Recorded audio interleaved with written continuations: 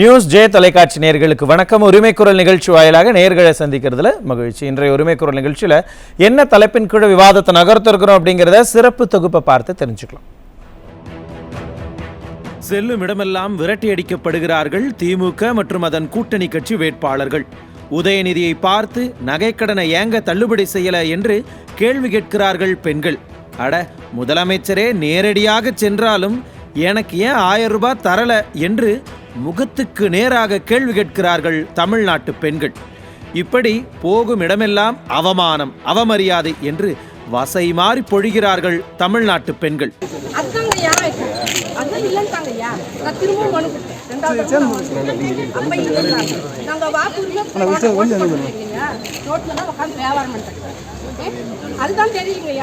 இந்த லட்சணத்தில் 1000 ரூபாய் கொடுப்பதால் தான் பவுடர் பூசிக்கொண்டு கூட்டத்திற்கு வந்து விட்டீர்களா என்று கதிரானந்த் பேசி ஒட்டுமொத்த திமுகவுக்குமே கெட்ட பேரை வாங்கி கொடுத்து விட்டார்.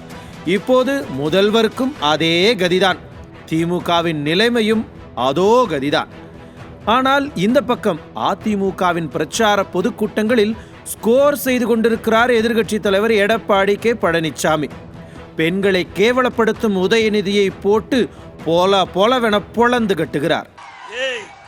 போல எத்தனை பேரை பார்த்தீங்க அதிமுக வரலாறு உனக்கு தெரியுமா? நான் உட்பட மேடையில் இருக்கிறவர்கள் அத்தனை பேரும் கிட்டத்தட்ட 50 ஆண்டு காலம் இந்த கட்சிக்கு உழைத்தவர்கள். உன்னை போல சொகுசு வாழ்க்கை நடத்துகிறவர்கள் அல்ல, இரவல் பாராமல் உழைக்கின்ற உழைப்பாளிகள் நாங்கள். அவதூறு பேச்சுக்கள், அசிங்கமான வார்த்தைகள் என்று தேர்தல் களத்தை கலீஜாக்கி கொண்டிருக்கும் திமுகவின் ஸ்டாலின் மற்றும் உதயநிதியையும் அதிமுகவின் வீர வெற்றி வரலாறு தெரியாமல் பேசும் சில பாஜக காரர்களையும் அசால்ட்டாக டீல் செய்து அதிமுகவின் தொண்டர்களை மட்டுமல்ல ஒட்டுமொத்த தமிழ்நாட்டு மக்களையும் தன் வசீகர பேச்சால் கட்டி போட்டு வைத்திருக்கிறார் புரட்சி தமிழர் எடப்பாடி கே பழனிசாமி.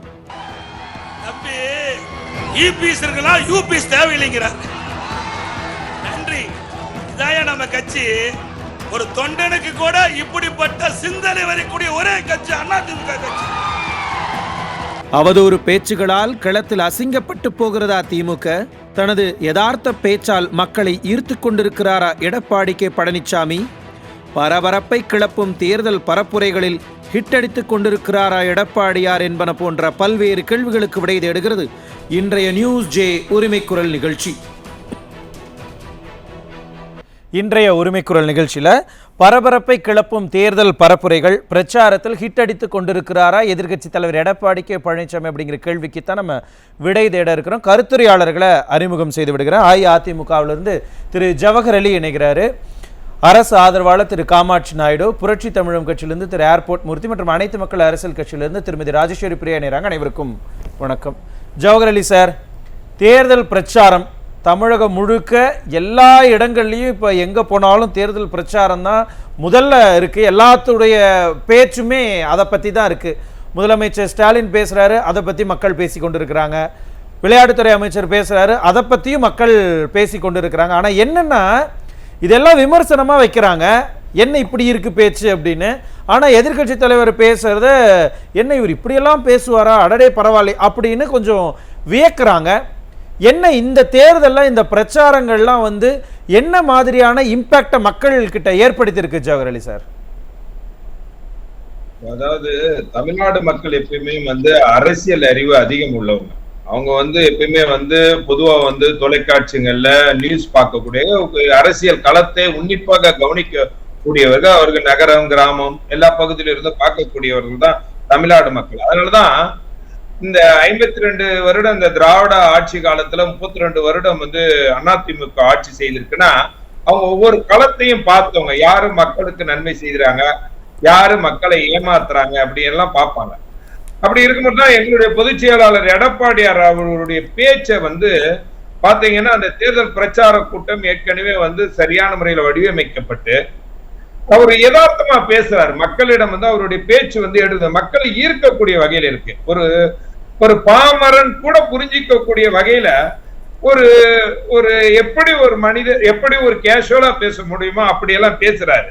அப்படி பேசும்போது பல்வேறு கேள்விகளை வைக்கிறார்.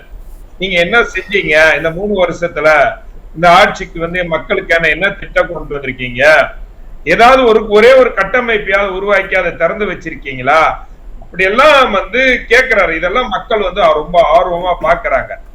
ஆனா இவங்க அதுக்கு எதுக்குமே உங்களால பதில் சொல்ல முடியல. ஆனா அவங்கள நக்கலும் நையாண்டியுமாக அப்பனும் அவனும் வந்து வேற மாதிரி பேசுறாங்க. இந்த இது யாருன்னா ஸ்டாலின் அவருடைய மகன் உதயநிதி வந்து தென்னாவுட்லா எங்களுடைய பொதுச் செயலாளரை எவ்வளவோ இழிவுபடுத்த வேண்டும் என்பதற்கெல்லாம் படுத்தணும்னு நினைச்சுக்கிட்டு தங்களை தாங்களே இழிவுபடுத்துற வகையில் தான் அவங்க கூட்டத்துல பேசுறாங்க. என்னன்னா நான் கூட வந்து சென்னையில வந்து நான் வந்து ஒரு மத்திய சென்னை தொகுதிக்கு பொறுப்பாளரா இருக்கிறேன். நான் வட சென்னை தொகுதியிலும் பிரச்சாரம் போனேன், தென் சென்னை தொகுதிக்கும் பிரச்சாரம் போயிருக்கேன், மத்திய சென்னையில தினம் போய்கிட்டு இருக்கிறோம். மக்கள்கிட்ட வந்து ஒரு ஆர்வம் இருக்குது இந்த தேர்தல் களத்துல. இது வரைக்கும் வந்து இல்லாத ஆர்வம் இந்த தேர்தல் களத்துல மக்கள் கிட்ட ஒரு நல்ல ஆர்வம் இருக்கிறத நான் பாக்குறேன். நம்ம அதிமுகவினுடைய நிர்வாகிகள் நாங்கள் எல்லாம் பிரச்சார வேட்பாளரோட போகும்போது அவர்கள் தானாக வந்து அவர்கள் வந்து சில விஷயங்களை பேசுறாங்க. நாங்க போன முறை ஏமாந்ததனுடைய விளைவுதான் இன்றைக்கு நாங்க மிகப்பெரிய அளவுல கஷ்டப்படுறோம் அப்படிங்கிற கருத்தை எல்லாம் சொல்றது நாங்க கண்கூடா பாக்குறேன். நான் தினம் பிரச்சாரத்துக்கு போய்கிட்டு இருக்கேன். இப்ப இந்த இடைப்பட்ட காலத்துலதான் நானும் வந்து உங்ககிட்ட பேசுறேன். இப்போ பார்க்கும்போது மக்கள் கிட்ட ஒரு தெளிவு இருக்குது. எப்படியாவது இந்த திமுக மக்கள் விரோதமாக நடக்கிறாங்க, இந்த ஆட்சியினுடைய திறன் ரொம்ப மோசமா இருக்கு, இவங்க சொன்ன வாக்குறுதி எதையுமே நிறைவேற்றல, எங்களை பார்த்து நலமான்னு கேட்கிறாங்களே, இது நியாயமா? சொத்து வரியை உயர்த்திட்டாங்க, மின்கட்டணத்தையும் உயர்த்திட்டாங்க, பால் பஸ் பத்திரப்பதிவு எல்லாத்தையும் உயர்த்திட்டு நீங்க நலமா இருக்கிறீங்களா கேட்கிறீங்களா முதலமைச்சரை, இது நியாயமா? உங்களுக்கே ஜவஹர் சார் இப்ப என்னன்னா அவங்க அதை ஒரு திட்டமா கொண்டு வந்திருக்கிறாங்க. அதை வந்து மக்கள் கிட்ட போய் சொல்றாங்க, நாங்க இந்த திட்டத்தை கொண்டு வந்தோம், நாங்க இந்த திட்டத்தை கொண்டு வந்தோம், மக்கள் நலமானு கேட்கிற ஒரு முதலமைச்சர் அப்படின்னு சொல்லி அந்த மாதிரி எல்லாம் பிரச்சார வியூகமா கூட வச்சிருக்கிறாங்க. ஆனா மக்கள் பார்த்துக்கிட்டு இருக்காங்க இல்லையா, அவங்க 2 கட்சிகளினுடைய இந்த பிரச்சாரத்தை எப்படி பார்க்கிறாங்க, அவங்களுக்கு எப்படி போய் கன்வே ஆகும்னு கேட்கிறேன். இல்ல அதான் சொல்றேன். இப்ப நீங்க உதயநிதி பேசுறாருன்னா வந்து பக்குவம் இல்லாம பேசுறாரு. ஏன்னா அவர் வந்து வார்த்தைகள்ல ஒரு சின்ன பையன் எப்ப முழுமையா கேக்குது பார்க்க சொல்றேன் சார், நீங்க பேசுங்க.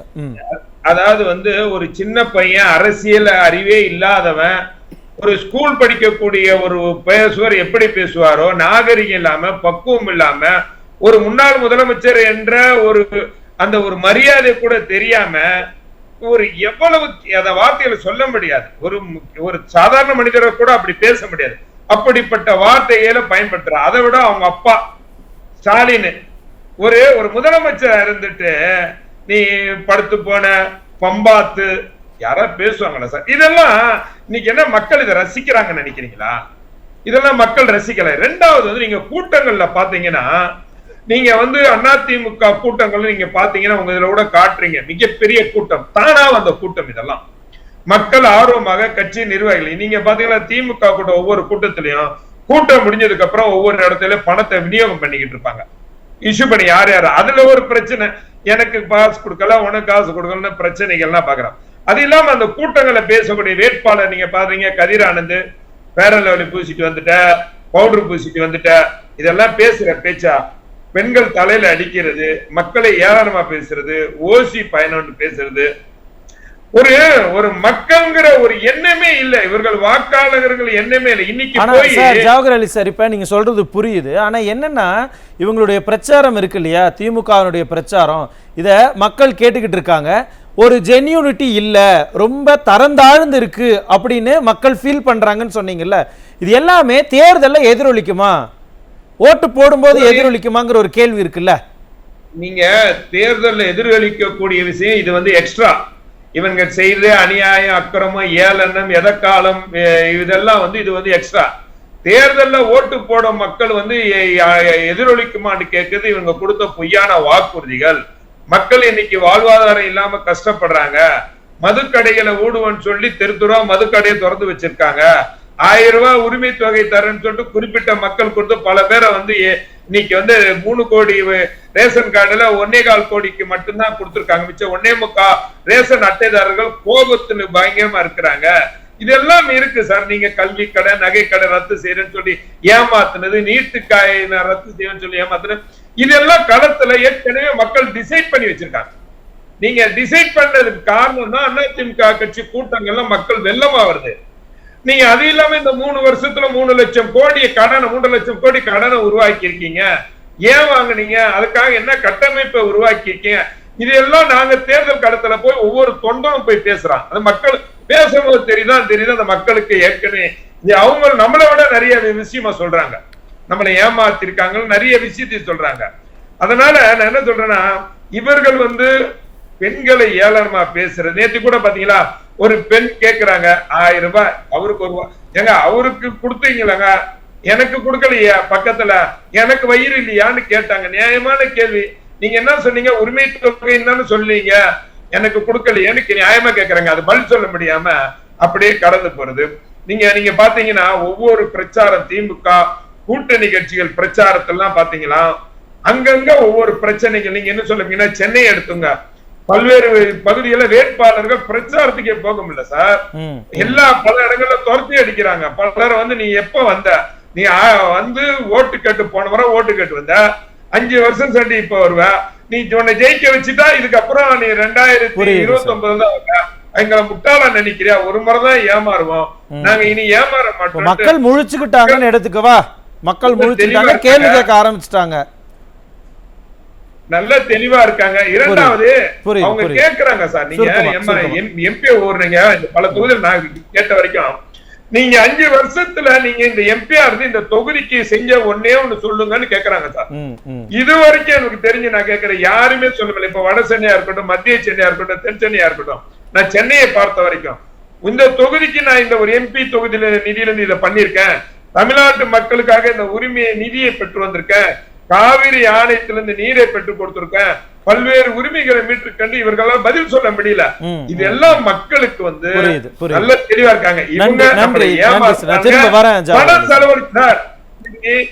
சார் இன்றைக்கு ஒரே ஒரு விஷயம் சொல்லி முடிச்சிடறேன். இன்னைக்கு திமுக ஒரு பெரிய பிளானோட இருக்காங்க. இந்த தேர்தல்ல வெற்றி பெறணும். எப்படின்னா அதுக்கு எவ்வளவு வேணாலும் விலை கொடுக்கலாம், எவ்வளவு வேணாலும் செலவு பண்ணலாம், எத்தனை கோடி வேணா வழங்கலான்ட்டு. ஆனால் பணத்தை கொடுத்து இந்த முறை மக்களை ஏமாற்ற முடியாது, ஓட்டுக்களை பெற. புரியுது சார். நான் திரும்ப வரேன். ஏர்போர்ட் மூர்த்தி சார், இப்போ என்னன்னா ஜனங்கள்லாம் ரொம்ப விவரமாயிட்டாங்க. எங்க போனாலும் நீங்க பிரச்சாரத்துக்கே உள்ள வரக்கூடாதுன்னு திமுக வேட்பாளர்களை நிப்பாட்டுறாங்க. ஏன் எனக்கு 1000 ரூபாய் வரலன்னு முதலமைச்சர்கிட்டயே கேள்வியெல்லாம் கேட்கக்கூடிய அளவுக்கு மக்கள் முன்ன வந்துட்டாங்க. ஏன்னா மக்களுக்கு எல்லா விவரமும் தெரியுது.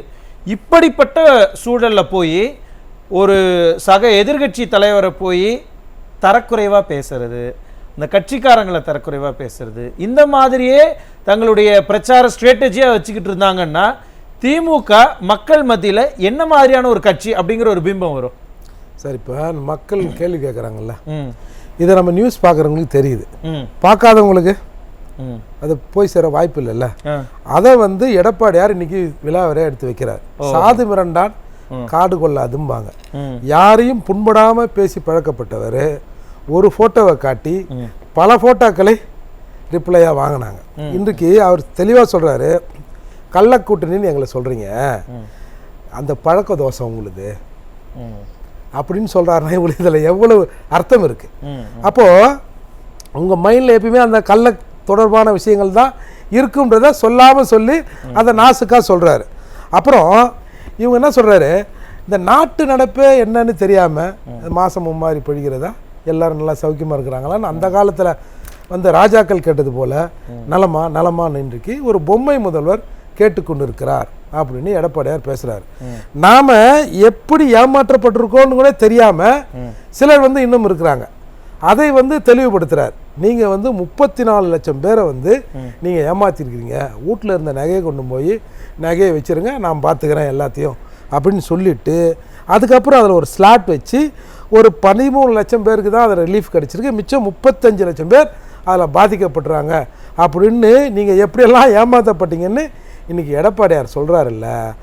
இதை திசை திருப்புறதுக்கு டபுள் மீனிங். இவங்க சாதாரணமாக கட்சியில் முன்னாடியெல்லாம் டபுள் மீனிங் பேசுகிறதுக்கு ஆளை வச்சுருப்பாங்க. இப்போ உதயநிதியாக நேரடியாக இறங்கி ஒரு முன்னாள் முதல்வரை நீங்கள் மோடியை பார்த்தா விழுந்துருவீங்க, அவங்கள பார்த்தா விழுந்துருவீங்க, இவங்கள பார்த்தா முட்டி போட்டுருவீங்க. அது வந்து உடனே அது வந்து சரியாக ரீச் ஆகலன்னு தப்பாக நினைக்காதீங்க, நான் வந்து இந்த மாதிரி சொன்னேன் அப்படின்னு சொல்கிறதுங்கிறத நீங்கள் ஒரு முதலமைச்சரை அசிங்கப்படுத்துறீங்க. அது ஒரு பக்கம் இருந்தாலும் நமக்கு வேண்டியவங்களோ வேண்டாதவங்களோ ஒரு பெண்ணை அதில் கொச்சப்படுத்துகிறோம்ல. எல்லாரும் எல்லார் வீட்லேயும் பெண்கள் இருக்காங்கல்ல. அப்போ அதே மாதிரி எதிர்த்தரப்புலேருந்து பேச ஆரம்பித்தா, நீங்கள் பேசுறதுக்கு பதில் நடவடிக்கையா இந்த தரப்புலேருந்து யாரா பேச ஆரம்பித்தா நீங்கள் வெளியில் தலை காட்ட முடியுமா?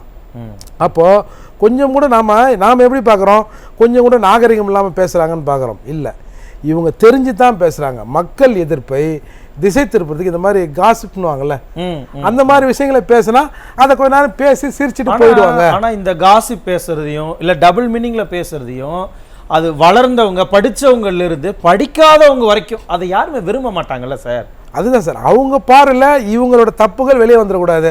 அவங்க அப்பா காலம் மாதிரி பொதுவாகவே கருணாநிதி அவர்கள் வந்து இந்த மாதிரி விஷயங்களை சிலேடியாக பேசிட்டு கூட்டத்து வரவன் கொஞ்ச நேரம் சிரிக்கணும். டபுள் மீனிங்கில் அவன் வந்து ஆஹாஹா நீ சிரிக்கணும், சிரிச்சுட்டு அவன் வீட்டுக்கு போயிடணும்னு நினைக்கிறவர். ஆனால் இன்றைக்கு இதை எடுத்து பேசுகிற அளவுக்கு இன்னைக்கு எல்லாரும் வந்துட்டோம்ல. ஆனால் சார் இப்போ சினிமாவிலேயே இது போன்ற இரட்டை அர்த்த வசனங்கள்லாம் வந்ததுன்னா அதையே நம்ம ஜனங்கள்லாம் வந்து ஏற்றுக்கிறது இல்லை, கண்டிக்கிறாங்க. என்ன இப்படியெல்லாம் வசனம் வச்சிருக்கிறாங்கன்னு பேசுகிறாங்கல்ல. ஒரு அரசியல் நம்மளை ஆளக்கூடிய, ஏன் ஈவன் இன்னும் சொல்ல போனால் நம்ம ஆண்டுகிட்டு இருக்க ஒரு அமைச்சர் கேடரில் இருக்கிறவங்க அவங்க இப்படி பேசலாமான்னு ஒரு கேள்வி வராதா சார்? அவங்களோட தராதரம் அதுதானே சார். அவங்களோட முதலீடை உங்களுக்கு தெரியும். சட்டமன்றத்தில் தமிழ் எங்கே இருக்குன்னு கேட்டதற்கு அவர் என்ன சொன்னார்னு தெரியும். அப்போ இவங்களோட வளர்ப்பே இப்படிதான். நாம் இதில் சந்தோஷப்படணும், பரவாயில்ல பிள்ளையாவது இப்படி பேசுதே, அப்போ அது கூட தெரியாமல் இருக்கு. நாம் வந்து இதில் கொஞ்சம் ஆறுதல் பண்ணலாமே தவிர இதில் ஒன்றும் சிறப்பாக ஒன்றும் இல்லை சார். இவங்க வேலையே இதுதானே சார். சினிமாவில் நடிக்கிறவங்க வேறு எப்படி இருப்பாங்க? அந்த ஸ்கிரிப்ட் ரைட்டில் யாரெல்லாம் இந்த மாதிரி எழுதி தராங்களோ அதை படிக்கிறது தானே. இன்றைக்கி இப்போ இவங்களுக்கு தேவைப்பட்டா, இப்போ நீங்கள் வந்து டிஆர் பாலுக்கிட்ட கேட்குறாங்க, ஏன் வந்து நீங்கள் மோடி வந்து அப்படி புகழ்றீங்க? இல்லை தங்கத்தட்டில் 11 மெடிக்கல் காலேஜ் வச்சு கொடுத்தாருனாங்க. யார்கிட்ட கொடுத்தாரு? என்ன சார் ஊராமட்டு பிள்ளைக்கு நீ பேர் வச்சிருவியா? யார்கிட்ட கொடுத்தாரு? அது எடப்பாடியார் வாங்கிட்டு வந்தது. நீங்கள் அடிமை அரசு நீங்கள் மோடி அரசோடு இருக்கும் பொழுது இந்த டெல்டா மாவட்டங்களை அறிவிக்கப்பட்ட வேளாண்மை மையமாக மாற்றினாரா இல்லையா? ஆனால் நீங்கள் அதே டெல்டா பகுதியில் நீங்கள் ஆட்சிக்கு வந்த பிறகு நிலக்கரி இருக்கா இல்லையான்னு பார்க்கறதுக்கு ஒரு 450 இடங்களில் துளை போட்டிங்களா இல்லையா? மக்களை என்னன்னு சொல்லி ஏமாத்துறீங்க? இல்லை உங்கள் இடத்துல வந்து நிலத்தடி நீர் எவ்வளோ தூரத்தில் இருக்குது அப்படின்னு பார்த்து நாங்கள் வந்து தொலை போடுறோம், நீங்கள் வந்து பைப் வாங்கி கொடுத்தா நாங்கள் பைப் கொடுத்துட்றோம், நீங்கள் வந்து உங்களுக்கு போர் போடுறதுக்கு 1 லட்சம் மிச்சம் தானே அப்படின்னு சொல்லி மக்களை நீங்கள் ஏமாத்துறவங்க தானே நீங்கள். அப்போது இப்படி எல்லாமே எதிராக செஞ்சுட்டு நீங்கள் நேரடியாக கேட்குறாங்களே எங்கே ஏன் 1000 ரூபாய் உடனே சொல்கிறாங்க. இப்போ 2.25 லட்சம் ரேஷன் கார்டு இருக்கிற இடத்துல 1.15 கோடிக்கு நீ 1000 ரூபாய் கொடுத்துட்டு நாங்கள் 6 மாதத்துக்குள்ளே திருப்பி கொடுத்துருவோம்னா ஏற்கனவே வந்தவங்களுக்கு வராமல் நிற்குது. ஒருத்தருக்கு 2 மாதம் 3 மாதம் வருது, இன்னொருத்தவங்களுக்கு வராமல் நிற்குதுல்ல. அப்போது இதற்கான பதில்கள் உங்ககிட்டயும் இல்லை. ஒருவேளை பயப்படுறாங்களோ திமுக, எங்க போனா எல்லா பக்கமும் இப்படி வந்து கேள்வி கேட்கறாங்க, அதனால நம்ம எதுவுமே பதில் சொல்ல முடியாத அளவுக்கு இப்படி நம்ம டபுள் மீனிங்ல பேசினா இதை எல்லாரும் பிரச்சனை பண்ணிட்டு இருப்பாங்கல்ல. அப்ப நம்ம திட்டங்கள் இல்ல நம்ம எதுவும் பண்ணாதது இதை யாரும் கேள்வி கேட்க மாட்டாங்கன்னு ஏதாவது ஒரு திட்டம் இதை வச்சிருக்காங்களா? நிச்சயமா சார். இப்போ நீங்க இப்போ நம்ம வந்து உதயநிதி கிட்ட ஜனங்க கேட்டதை கேட்குறோமா இல்லையே? உதயநிதி இப்படி பேசிட்டாரு, இப்படி டபுள் அர்த்தத்தில் பேசிட்டாரு, அதை பேசிட்டாரு, இதை பேசிட்டாருன்னு தான் கேட்குறமே தவிர நேரடியாக ஒரு காய்கறி வைக்கிற பெண்மணி நேரடியாக முதல்வர்கிட்ட கேட்குது. முதல்வர்கிட்ட பதில் இருக்கு, அதுக்கு பதில் இருந்தால் சொல்லியிருக்கணும்ல. அப்போ இதையெல்லாம் மாற்றுவதற்கு இவர்கள் போட்ட சீப்பான தேர்ட் பாலிடிக்ஸ் தான் இது.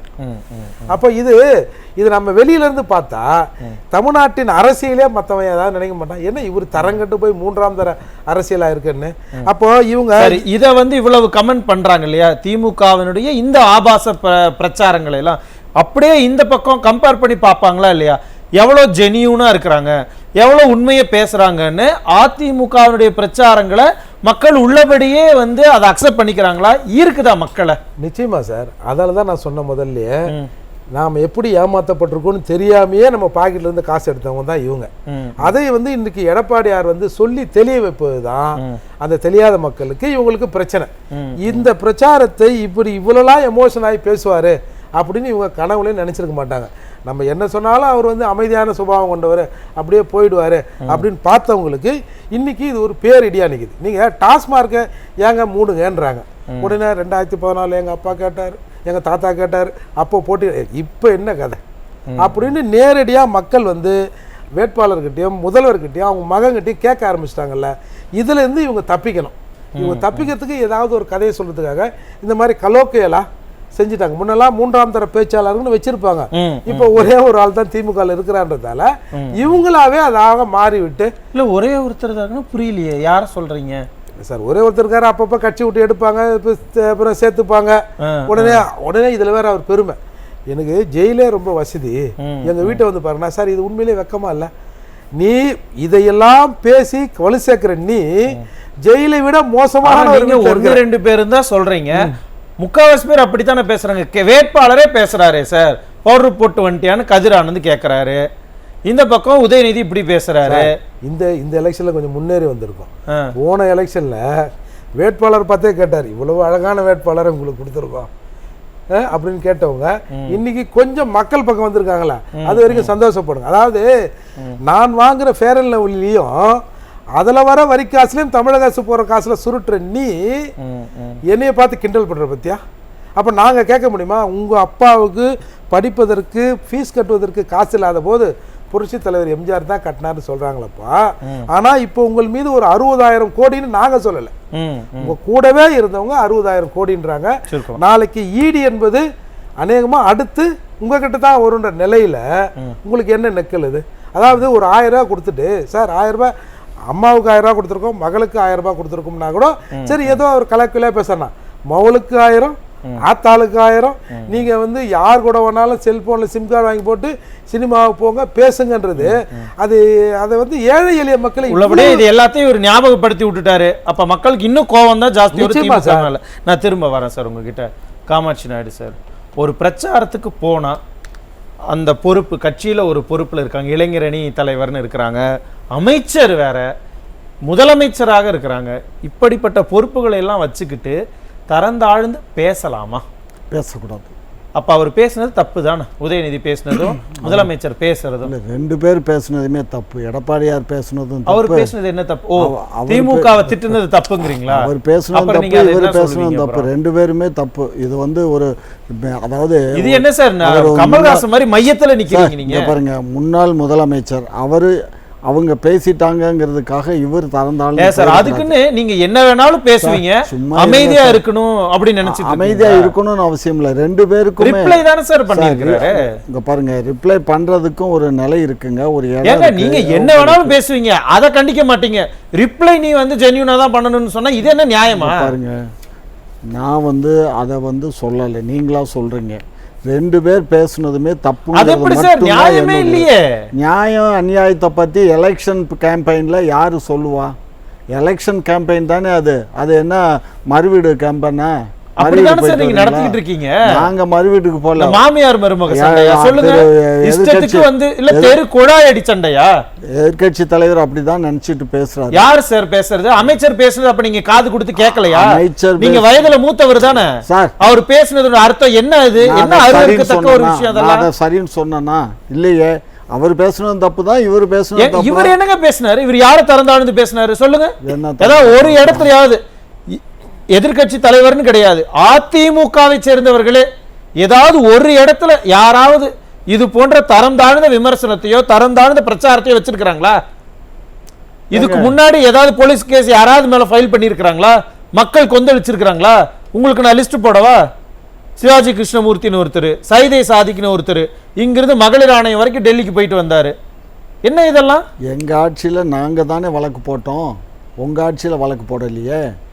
உங்க ஆட்சியில தப்பு பண்றாங்கங்கற, நாங்க வழக்கு போட்டோம்ங்கறீங்க. கூட நாங்க வழக்கு போறீங்க. தப்பு பண்ணுனாங்கிறதுக்காக வழக்கு போட்டோம்ல, கட்சியை விட்டு நீக்கணும். திரும்ப கூப்பிட்டு உட்கார வச்சுக்கலையா? 2 பேத்தையுமே மன்னிப்பு கேட்டதனால கூப்பிட்டோம். ஏன் சார் பேசுவீங்க, மன்னிப்பு கேட்பீங்க, திருப்பி கூப்பிட்டு வந்து உட்கார வச்சுக்கீங்க. என்ன சார் இது? அப்ப அதுக்கு என்ன இதெல்லாம் கட்சின்னு அப்புறம் மக்கள் கேட்க மாட்டாங்களா? மன்னிப்பு இவங்க கேட்டா, அவர் கேட்டாரு, இவங்க மன்னிச்சிட்டாங்க. அந்த குற்றம் வந்து அது எப்படி நீக்கப்பட்டதா? குற்றம் தானே. இல்ல அன்னைக்கு நீங்க இல்ல சார், அன்னைக்கு நீங்க நடவடிக்கை ஸ்ட்ரிக்ட்டா எடுத்திருந்தீங்கன்னா இன்னைக்கு கதிர் ஆனந்த் இப்படி பேசுவாரா பிரச்சாரத்துல? சொல்லுங்க. கதிர் ஆனந்த் என்ன தவறா பேசிட்டாரு? என்ன தவறா இல்ல அங்க பேசுறாரு? பாருங்க, ஒரு பெண்மணி இருக்கிறாங்க, அவங்க பெண்மணி அவங்கள தான். வச்சுக்கிட்டே நீங்க இப்படி எல்லாம் பேச அவங்க உங்களுக்கு கோவம் வராதா? பெண்மணிங்கிறது எனக்கு தெரியாதா என்ன? அவங்க என்ன தவறா பெண்மணிங்கிறது பேசுறாரு? தெரியும். இல்ல அதனால ஏங்க இது என்ன தவறுன்னு என்ன கேக்குறீங்க? தவறா இல்ல, பேசிட்டாரு? இது நியாயமா? இங்க பாருங்க, நீங்க 1000 ரூபாய் குடுக்கறத வச்சுக்கிட்டு பவுடர் பூசிட்டு வந்தியா, கிரீம் போட்டு வந்து, என்ன சார் பேச்சுது? ஏங்க அவருக்கு வேண்டிய பொண்ணு அங்க வந்து நிக்குது, முறை பொண்ணு. ஏங்க, அவர்கிட்ட வேண்டிய சார் கேக்குறாரு. இதெல்லாம் ரொம்ப தப்பு முறை சார். பொண்ணு இங்க பாருங்க, இல்லையா? இதெல்லாம் ரொம்ப அவங்க தப்பு சார். பாருங்க. இது இன்னும் ரொம்ப இது இன்னும் கொச்சைப்படுத்துறாங்க. ரொம்ப அசிங்கமா இருக்கு. அவங்க முறை இல்ல பொண்ணா? சார், இல்ல காமாட்சி நாயுடு சார், நீங்க சார், வயதுல மூத்தவர். அவங்களுக்கு இல்ல வேண்டிய சார், பொண்ணு நீங்க அங்க இப்படி இருக்கு, அந்த பேசலாம் பொண்ணை சொல்லிக்க பார்த்து முடியாது. அவர் கேக்குறாரு. அது எல்லாத்தையும் பார்த்து கேட்கல. எல்லாம் எல்லாம் மேடையிலே பாக்குறேன் 1000 ரூபாய் கொடுத்தீங்களா? 1000 ரூபாய் வாங்கிட்டீங்களா? அவர் தானே கேட்டாரு. 1000 ரூபாய் வந்துச்சா? ஏங்க அதாவது ஒரு நிமிஷத்துல அந்த பேச்சு மறைஞ்சு போச்சு. நீங்க என்ன இல்லையே, அவர் ஒரு இடத்துல மட்டும் பேசலையே, போற இடத்துக்கு எல்லாம் பேசிருக்காரு. அதாவது நான் எடுத்து காமிக்கவா? அந்த பேச்சு வந்து பாதிக்கப்பட்ட பெண்கள் மனசுல என்னைக்குமே மறையாது. அத ஞாபகம் அப்படியா? வச்சுக்கோங்க. இல்ல, இதையெல்லாம் அந்த தலைமையில பெண்கள் கேள்வி கேட்க அல்ல, அந்த மாட்டீங்களா? பெண்கள்லாம் வந்து உங்கள்ட்ட கம்ப்ளைண்ட் ஆமா ஆமா சார். ஆமா ஆமா ஆமா கொடுத்தாங்க. சார். கம்ப்ளைண்ட் ஆமா கொடுத்துருக்காங்க. சார். அப்படியா? பேட்டி இருக்குது, கேக்குறீங்களா? பார்க்கலாமா? போட சொல்லவா? போட சொல்லுங்க, போட சொல்லுங்க. எத்தனை பேரு கொந்தளிச்சு பேட்டி கொடுத்திருக்காங்க. அவங்களோட ரெப்ரசன்டேட்டிவா தான் இங்க ஒருத்தவங்க உட்கார்ந்து இருக்காங்க. ஓ அப்படியா? அப்புறம் என்ன? ஏன் சார், நீங்க அரசுக்கு ஆதரவு கொடுக்கறது, பெண்களுக்கு ஆதரவு இதை விட கொடுக்கக்கூடாதா? நீங்க இது பெண்களை என்ன இழிவுபடுத்த நியாயம்? முடியாது. இல்ல இல்ல இல்ல இல்ல, தாராளமா இருக்கட்டும், ரெப்ரசன்டேட்டிவாக இருக்கட்டும், அவங்களாகவே இருக்கட்டும், எங்களுக்கு எதை பத்தியும் ஏன் சார், நீங்க ஒட்டுமொத்த மட்டும் உங்க அநியாயத்தையும் கட்சியில நீங்க representative-ஆ ஒரே இருக்கணும். நிமிஷம் மேடம், உங்க கட்சியில ஒட்டுமொத்த பெண்களுக்கு ரெப்ரசன்டேட்டிவ்னு ஒரே ஒருத்தங்களை மட்டும் வச்சிருக்கீங்கல்ல, துணை பொதுச் செயலாளரா கொடுத்து, நீங்க மட்டும் அப்படி வைப்பீங்க. ஒரே ஒருத்தங்க மட்டும் தான் ஒட்டுமொத்த கட்சிக்குமே பெண் ரெப்ரசன்டேஷன், அதானே வச்சிருக்கீங்க திருமதி கனிமொழி அவர்களா? ஏன் சார் வாயடைச்சு போயிட்டீங்களா? நரம்பு இல்லாம பேசுறீங்க. எங்கள் மகளிர் அணி, எங்கள்கிட்ட இருக்கக்கூடிய மகளிர் அணி மிக ஸ்ட்ராங்கான அணி. அதுல 1000 லட்சக்கணக்கான பெண்கள் இருக்காங்க. வாய் திறக்கவே மாட்டேங்கிறாங்களே சார். வாய் திறக்கலைன்னா இப்ப எப்படி தென்காசியில இப்ப யார் நிக்கிறா? தென்காசியில இதுக்கு முன்னாடி மணிப்பூர் பெண்களுக்கு போராட்டம் பண்ணீங்கல்ல, அப்பவே ஒரு பெண் கட்சியினுடைய நிர்வாகி தான். நீங்க அங்கெல்லாம் பேச போயிட்டீங்க. முதல்ல எங்களுக்கே பாதுகாப்பு இல்ல, எங்களுக்கு முதல்ல பாதுகாப்பு கொடுங்க கதறினாங்களே. கட்சிக்குள்ள அதெல்லாம் என்ன பண்ணுவீங்க? கட்சிக்குள்ளே பாதுகாப்பு. ஏமா எங்க கட்சியில பாதுகாப்பு இல்லைன்னு சொன்னா நீங்க அந்த கட்சியில இருந்தீங்களா? எப்படி நீங்க சொல்றீங்க? சொன்னதான் குறிப்பிட்டாங்க. சும்மா தென்காசியில தென்காசி இப்பதானே சொன்னீங்க, தென்காசியில பேசுனாங்களா இல்லையா? சார் இங்க பாருங்க, பேச்சுங்கிறது எதிர்கட்சின்னு ஒண்ணு இருந்தா எடுத்து பேசுறது கரெக்ட் தான், பேசுங்க. நான் உங்களை வேண்டாம் அவங்க கரெக்டா தானே சார் பேசுறாங்க. என்ன சொல்றாங்க? ஆட்சி சரியில்லைங்கிறாங்க. ஆட்சியில நீங்க என்னென்னலாம் சொல்லலையோ, எதெல்லாம் நீங்க சொல்லாம செஞ்சீங்களோ, ஐ மீன் கொள்ளையடிக்கிறது, கஞ்சாவை கடத்த விடுறது, போதைப் பொருளுக்காக அயலகையை உருவாக்க, அதெல்லாம் எடுத்து கிழிச்சு தொங்க விடுறாங்க. நீங்க இதெல்லாம் பார்த்து உங்களுக்கு நீங்க ஃபேக்சுவலா ரிப்ளை பண்ண வேண்டியதானே? பாருங்க, நாங்க கொள்ளையடிச்சோங்கிறத நீங்க ப்ரூவ் பண்ணணும். நாங்க கஞ்சா வியாபாரம் பண்ணோங்கிறத ப்ரூவ் பண்ணணும். சும்மா எடுத்தோம் கவிழ்த்தோன்னு எதையும் பேசக்கூடாது. நாங்க ஜாபர் சாதிக் யாரு? ஜாபர் சாதிக் யாருன்னா அவன் கட்சியில ஒரு தொண்டனா வந்து ஜாயின் சம்மன் வரும். இதை போய் டெல்லியில போய் சொல்லுங்க. இங்க பாருங்க, சம்மன் வருது. வரட்டுங்க. இங்க பாருங்க, அவன் ஏற்கனவே வந்து என்கொயரி பண்ணிட்டு டெல்லிக்கு திரும்பி போயிட்டான். எந்த அரசு அலுவலகத்துக்கு இப்ப நீங்க போனீங்கன்னா கூட சார் 100 ரூபா கேக்குறாங்க சார், சார் 1000 ரூபா கேக்குறாங்க சார், சார் 10% கேக்குறாங்க சார், 20% சார், 30% சார். அது முந்தைய அரசுல எல்லாம் சொல்லிட்டு இருக்காங்க. முந்தைய அரசுல போலாமா சார்? முந்தைய அரசுல இல்லையா? என்ன பேசுறீங்க? எல்லா அரசுலயும் இது இன்னைக்கு நேத்து இல்ல. இல்ல இதெல்லாம் உங்களுக்கே கொச்சையா இங்க பாருங்க, இல்லையா? இதெல்லாம் வந்து அரசு அதிகாரிகள் பண்ணக்கூடிய அயோக்கியத்தான அளவுக்கு அதிகமா எங்க அரசு இல்ல. ஏற்கனவே 10 ஆண்டு காலம் ஆட்சியில இருந்த அந்த எங்க ஆட்சியில ஒண்ணே தான் ஒண்ணு பெருத்து சொல்லுங்க. போச்சு. ஏதாவது ஒண்ணு சொல்லுங்க பாப்போம். என்ன ஒண்ணு? இப்ப ஓர் ஆயிரம் இருக்குங்க, ஓர் ஆயிரம் இருக்கு. இங்க பாருங்க, சும்மா இருங்க சார், ஓர் ஆயிரம் இருக்கு. இதையெல்லாம் தான் பிரச்சாரத்துல எதிர்க்கட்சி தலைவர் பேசுறாரு. ஆமா ஆமா, அதுக்கு உங்ககிட்ட பதில் இல்ல. என்ன பதில்? உடனே என்ன பண்றீங்க? நாங்க பதில் பேசினா நீங்க தப்பு தாங்க தப்பா மாட்டீங்க. பேசுறது. நாங்க பதில் பேச ஆரம்பிச்சிட்டோம்னா நீங்க தாங்க மாட்டீங்க. பேசுங்க, கேக்குறோம். எப்ப கேக்க? என்ன பதில் பேச போறீங்க? என்ன பதில் பேச முடியாது? ஏன் தாலிக்கு தங்கத்தை நிப்பாட்டுனீங்க, சார், அங்க போய் கேளுங்கன்னு பிரச்சாரத்துல கேக்குறாரு. ஏங்க, அதுக்கு நீங்க என்ன பதில் சொல்லணும்? ஆ. என்ன காரணமோ அதை சொல்லணும். உடனே அது அப்படி இது இப்படி, அவர் அங்க போறாரு இங்க வராரு, என்ன பேச்சு 5 இதெல்லாம்? லட்சம் ரூபாய் கடனை வாங்கி வச்சுப்புட்டு நாங்க அதுக்கு வட்டி கட்டிட்டு இப்ப ஏற்கனவே நாங்க ஒரு 2.5 லட்சம் ரூபாய் வாங்கி அதுக்கு வட்டியை கட்டிட்டு உட்காந்துட்டு இருக்கோம். நீங்க என்னமோ லேசா கண்ணில நூல் என்னமோ சொல்லுவாங்க, ஊசியில நூல் கோத்த மாதிரி பேசிட்டு போயிடுவீங்க. சும்மா இதெல்லாம் பேச வாய்க்கு பத்தாது. முதலமைச்சர் 3 வருஷமா இங்க ஆட்சி பண்ணி இருக்கிறாருல, பண்ணாரு. நாங்க இதையெல்லாம் பண்ணணும். உங்க தொகுதியினுடைய எம்பி இதையெல்லாம் பண்ணாரு, எங்களுக்கு ஓட்டு போடுங்கன்னு ஒரு இடத்துல கூட கேட்கலையே. அப்புறம் கேட்காம என்னத்து சொல்லி நாங்க ஓட்டு கேட்கிறோம், ஓட்டு போடுங்கன்னு வெறுமனே சொல்லுங்க ஜவஹர் அலி சார், சொல்லுங்க ஜவஹர் அலி சார். எல்லாத்தையும் சொல்லித்தான் நாங்க கேட்கிறோம். மத்திய சென்னை, வட சென்னை, தென் சென்னை, சென்னை முழுக்க ஏங்க அது வெள்ள நிவாரண நிதிங்கும் போது சரியா ஒரு சில பேருக்கு உங்க லிஸ்ட்ல வர பாருங்க. வெள்ள நிவாரண நிதி பிரச்சனை, வெள்ளம் வரும்போது பாதிப்படைஞ்ச மக்கள் கொதிச்சு போய் இருக்காங்க. சில இடங்கள்ல எல்லாம் பாருங்க, ஒரு நாடாளுமன்ற உறுப்பினர் எல்லாத்தையும் போய் பாத்திர முடியுமா? எத்தனை ஆயிரம் வீடு இருக்கு, எத்தனை எம்பி ஆகுறாங்க. ஏதோ ஒருத்தர் ஒரு சில ஏரியாவுக்கு போகல அப்படின்னா போய் நீங்க எல்லா இடத்துக்கும் வர முடியுமா? ஏன் கேள்வி கேக்குறீங்க? நீங்க பேசுறது எல்லாம் ரொம்ப ரொம்ப ஓவரா. ஜவஹர் அலி சார் சொல்லுங்க சார். சொல்லுவார் அவரு கத்திரிக்காய் மேல இருந்து டாப்ல இருந்து டவுன் வரைக்குமே வந்து அந்த நக்கல் நையாண்டி ஆணவம் இருக்குதுங்கிறதுக்கு ஒரு எடுத்துக்காட்டுனா நம்ம காமாட்சி நாயுடு, அவரு முறை பொண்ணு, அந்த பொண்ணு வந்து அவருக்கு முறை பொண்ணு அப்படிங்கிறாரு. நான் உண்மையிலே ஸ்டாலின் உதயநிதி கேட்டதான் நம்ம கேட்க வேண்டியது இருக்கு. பட் என்னன்னா வெட்கம், மானம், சூடு, சொரணை இத பத்தி எல்லாம் அவர் பேசினாரு. அது எங்க பொதுச் செயலாளர் மீண்டும் திருப்பி கேட்டாரு. அதே மாதிரிதான் இவங்களுக்கு நான் என்ன சொல்றேன் சார், இவர் கேட்கிறாரு, நீங்க எந்த பொம்பளை எந்த பெண்ணு வந்து உங்ககிட்ட கம்ப்ளைண்ட் கொடுத்தாங்கன்னு கேட்கிறாரு. இது என்ன பேச்சு? இந்த சம்பவத்தை இப்படி வந்து கேட்கறது வந்து ஒரு பெண் வந்து இன்னொரு இடத்துல வந்து கம்ப்ளைண்ட் கொடுப்பாங்களா சார்? ஒரு சோத்துக்கு ஒரு சோறு பதம் மாதிரி. இப்ப சகோதரி இருக்காங்க ராஜேஸ்வரி மேடம், அவங்களுக்கு அதனுடைய வார்த்தைகளுடைய வலி தெரிஞ்சு அதனுடைய வலியினுடைய தாக்கத்தை இங்க சொல்ல வந்திருக்காங்க. அதை விட்டுட்டு நீங்க எல்லாரும் வந்து கம்ப்ளைண்ட் கொடுத்தா நீங்க கம்ப்ளைண்ட் எடுத்துக்கிறீங்களா? கம்ப்ளைண்ட் கொடுக்கறவங்க நல்ல கம்ப்ளைண்ட் எடுக்க மாட்டேங்கிறீங்க. ரெண்டாவது வந்து நீங்க ப்ரூவ் பண்ண முடியுமா அப்படின்னு கேக்குறீங்க சார். நீங்க ஏற்கனவே லஞ்சம் லாவணிக்கு கவர்னர் கிட்ட நீங்க ஊழல் பண்ணிருக்கேன்ட்டு போய் கம்ப்ளைண்ட் கொடுத்துருக்கு. ஆனா கவர்னரு அதை அனுமதி கொடுக்க மாட்டேங்கிறாரு. உங்களுக்கும் கவர்னருக்கும் மத்திய அரசாங்கத்துக்கு ஒரு கள்ள உறவு இருக்குங்கிறது எங்களுக்கு தெரியும். எங்க ஆட்சி உங்க ஆட்சி காலத்துல கூட தான் நாங்க உங்க பேர்ல கம்ப்ளைண்ட் கொடுத்தோம். ஏன் கொடுக்கலையா? எத்தனை முறை கொடுத்தோம்? நாங்க மட்டுமா கொடுத்தோம்? உங்க கூட்டணியில அங்க வைத்த ராமதாஸ் கூட போய் கொடுத்தாரு. அப்புறம் ஏன் சார் அதே மாதிரி ஆக்ஷன் சார், ஒரே நிமிஷம் சார், ஆக்ஷன் எடுக்கணும் நீங்க தானே கேட்டீங்க செந்தில் பாலாஜிக்கு. நேத்துக்கு ஈரோட்ல போய் முதலமைச்சர் என்ன பேசுறாரு? சிறையில் இருந்தாலும் அவர் மனதெல்லாம் இங்கதான் இருக்கிறது. ஏன் இப்படி தூக்கி பிடிச்சிட்டு நிக்கிறீங்க? என்ன தப்பு இருக்கு? ஏன் தாங்கி பிடிக்கிறீங்க? எங்க தொண்டன் ஈரோட்ல மிஸ் பண்றீங்க? எங்க தொண்டனை அடைச்சு வைக்கிறதுக்கு குற்றவாளியா இருந்தா கூட நாங்க விட்டு கொடுக்க மாட்டோம் சார். உண்மையிலேயே குற்றவாளியா இருந்தா கூட எங்க தொண்டனை நாங்க விட்டு கொடுக்க மாட்டோம். நீங்க அவர் குற்றவாளின்னு ஒத்துக்கிறீங்க. குற்றவாளியா இருந்தாலும் நேர்மையை பாராட்டிடலாம் சார். ஒரு பெண்களுக்கு பாதுகாப்பான கட்சின்ட்டு திமுக சொல்றது வந்து அந்த கட்சியில ஆணிவேராக இருக்கக்கூடிய பெண்கள் கூட நம்ப மாட்டாங்க. ஒண்ணு இல்ல, காவல்துறையை சேர்ந்த ஒரு பெண் போலீஸுக்கு போய் பாலியல் சீண்டல் பண்ண கட்சி சார் நீங்க. நீங்க ஒரு நான் ஏதாவது சொல்ல ஆரம்பிச்சா நீங்க எல்லாம் துண்ட காணா துணிய காணா பாருங்க. இல்ல அரசுல எவ்வளவு அநியாயம் அக்கிரமம் நடந்துச்சுங்கிறது எனக்கும் தெரியும். டெல்லியில இருந்தேன், நான் தமிழ்நாட்டுல இருந்தேன். சும்மா இருங்க. எல்லா ஆட்சி காலத்திலும் எல்லா அரசு காலத்திலும் எல்லாம் நடக்கிறது. சட்டமன்றத்திலே நீங்க என்ன பண்ணீங்கன்னு எல்லாருக்கும் தெரியும். சும்மா இருங்க. உடனே இந்த மிரட்டல் துணியே இங்க வேணாம். சொல்லுங்க சார். இது அதாவது வந்து திமுகவுக்கு பொதுவா வந்து ஆணவம் அதிகாரம் இருக்குங்கிறதுக்காண்டி ஒரு நெறியாளரை கூட நீங்க வந்து அதாவது ஒரு பேச்சுல கூட ஒரு பக்குவம் இல்லாம நெறியாளர் கிட்ட தவறா பேச நினைக்காதீங்க. ஒரு கிண்டல் செய்யக்கூடிய வகையில பேசுறது நாகரிகம் இருக்காது. நீங்க வந்து முதிர்ந்த அரசியல்வாதி. ரெண்டாவது எப்படின்னா அப்பா பண்றாரு, கருணாநிதி பண்ணது, மகன் பண்ணா, இப்ப பேரன் பண்ணா உருவ கேலிகள். இந்த உருவ கேலிகள் எப்படின்னா எங்களுடைய பொதுச் செயலாளரை பண்ணது இல்லாம அவங்களுடைய அம்மாவையே நீங்க தரைக்குறவா பேசினது ஆளுக்கள். அதனால பாருங்க ஒரு விஷயம், நான் வந்து அதை வந்து நியாயப்படுத்தல.